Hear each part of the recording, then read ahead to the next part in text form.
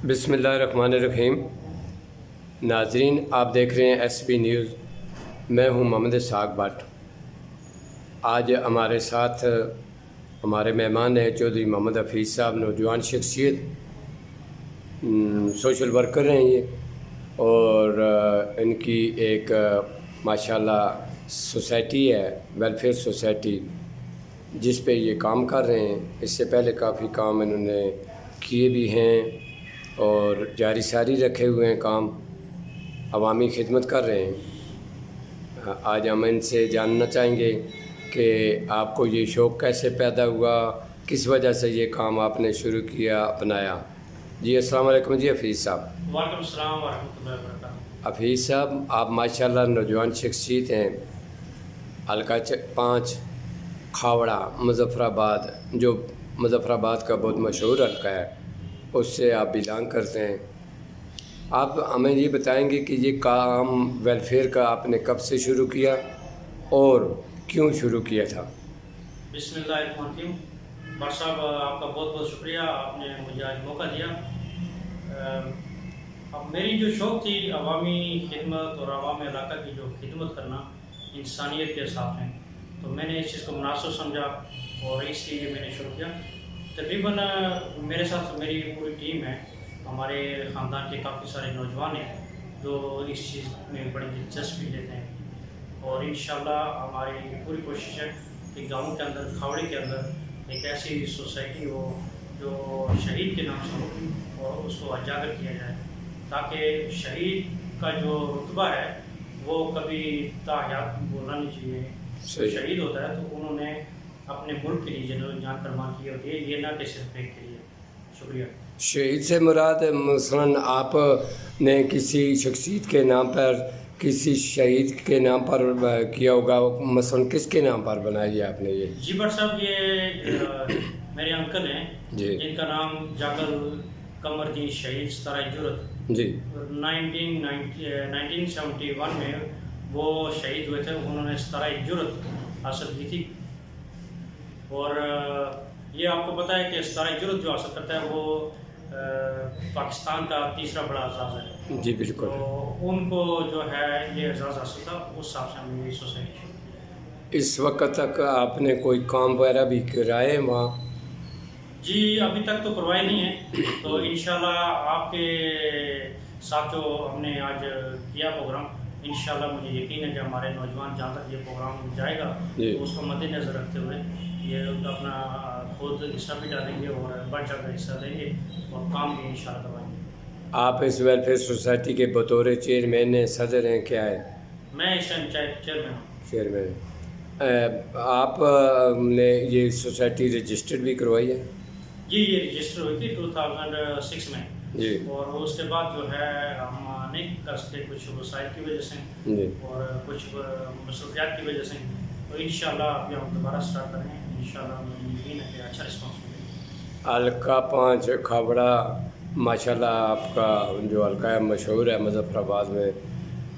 आप क्या चाहते हैं कि वहाँ बाकी भी आवाम की खिदमत होगी या सिर्फ अपनी यूनियन कौंसिल तक? नहीं, इंशाल्लाह हमारा जो प्लान है तो वो पूरे कश्मीर का है, और इंशाल्लाह अगर पूरा कश्मीर में ना हुआ तो मुज़फ़्फ़राबाद के अंदर ज़रूर इंशाल्लाह हम जहाँ तक पहुँच सके तो पहुँचें। चौधरी साहब, आप ये बताएं कि हुकूमती सतह पर आप कुछ कहना चाहेंगे हुकूमत को?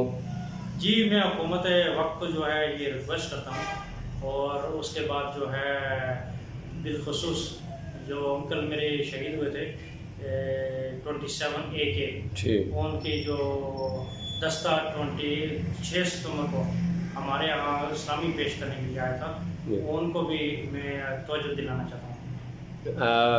चौधरी साहब, आप ये बताएं कि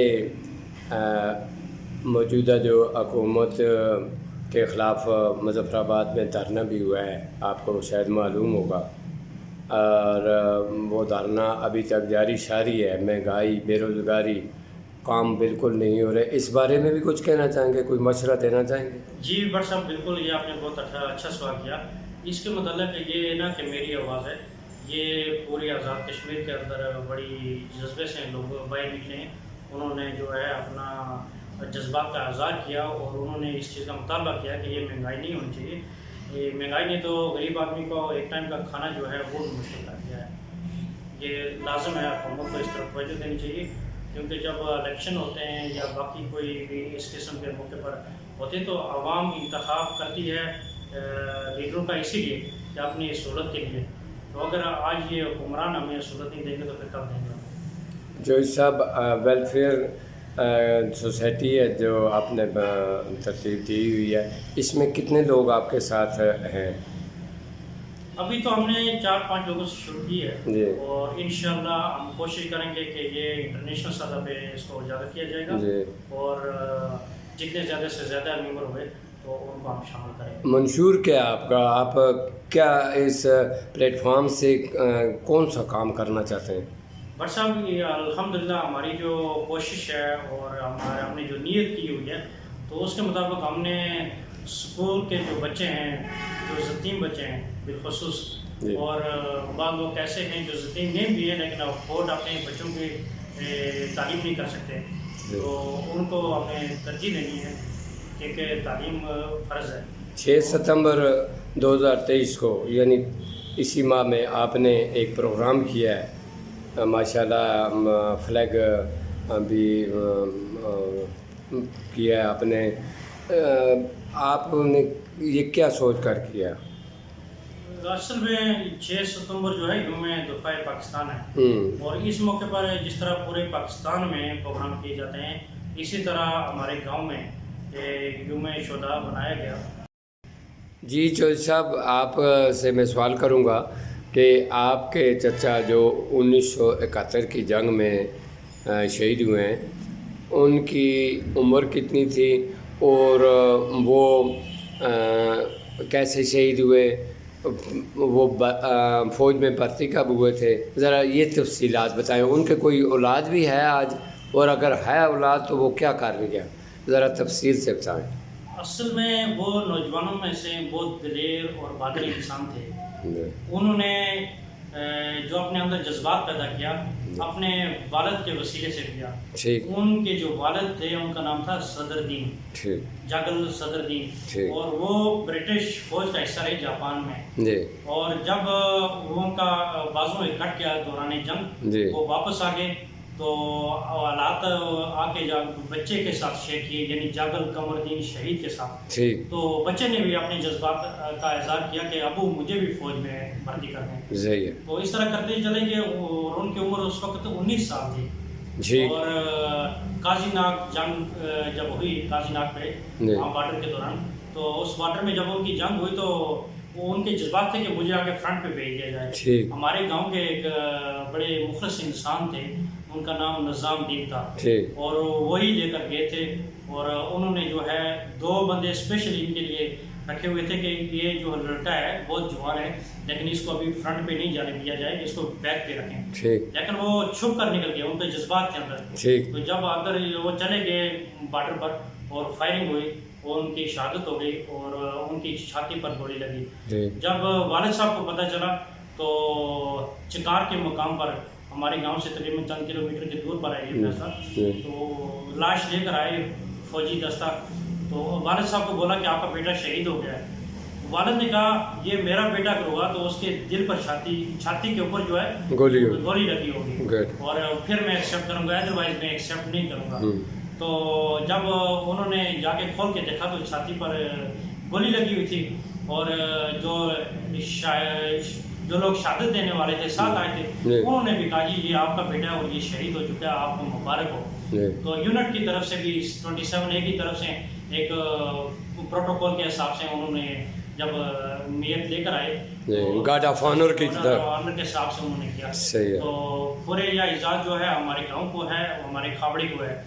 इनके फूफा जो थे वो भी फौज का ब्रिटिश हिस्सा रहे, नूर मोहम्मद, और उनके आगे जो बेटे थे वो भी मीर हुसैन नाम है उनका, वो भी फौज का हिस्सा रहे, और अब्दुल हमीद मेरे भाई जो हैं वो भी फौज का हिस्सा रहे। इस खानदान में से तकरीबन 6-7 आदमी थे तो वो फौज का हिस्सा रहे, लेकिन जिनमें से 22 शख्स ये हैं जिन्होंने 17 जुर्रत हासिल करके कौम का नाम बनाया और अपने मुल्क के लिए जान कुर्बान की है। गुड। तो इस तरह के जो जवान कम ही आपको मिलेंगे। उनकी मैंने आपसे पूछा था औलाद वगैरह है? औलाद उनकी नहीं है, वो उनकी 19 साल उम्र थी, अनमैरिड थे। हाँ जी अनमैरिड थे। तो अब आपने इस यानी कि उनकी याद में ये वेलफेयर सोसाइटी बनाई है? हमने 6 सितंबर यूम दफ़ाए पाकिस्तान के मौके पर जी। जिस तरह पूरे पाकिस्तान में प्रोग्राम किए जाते हैं, ठीक। इसी तरह हमने अपने गांव प्रेम कोट यूनियन काउंसिल ककेर में भी प्रोग्राम मुनक्कद किया। गुड। और वहाँ पर अल्हम्दुलिल्लाह 27A के का दस्ता इस्लामी पेश करने के लिए इस्लामी असाब से इस तरह जुर्रत को इस्लामी पेश करने के लिए आए। वहाँ पे अपने खावड़ा के हिसाब से सियासी लोग और मदरस जो थे और बड़े बड़े लोगों ने हिस्सा लिया। तकरीबन अराउंड 1000 के लगभग हमारे वहाँ पे प्रोग्राम था। गुड। और अल्हम्दुलिल्लाह हमारी कोशिश है कि आइंदा इससे भी बढ़ चढ़ कर प्रोग्राम करेंगे और यूम शुहदा को सलाम पेश करते रहेंगे। गुड। अब आप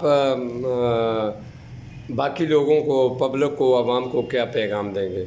मैं आवाम को यही पैगाम दूंगा कि मुजफ्फराबाद के अंदर ये महंगाई के ख़िलाफ़ जो एहतजाज चल रहा है, इसके साथ आपने आवाज़ निकालनी है। ठीक। और ये आवाज़ हमारी हुक्मरानों तक जाए ताकि जो है महंगाई में कमी हो, गरीब आदमी एक टाइम की रोटी आसानी से खा सके।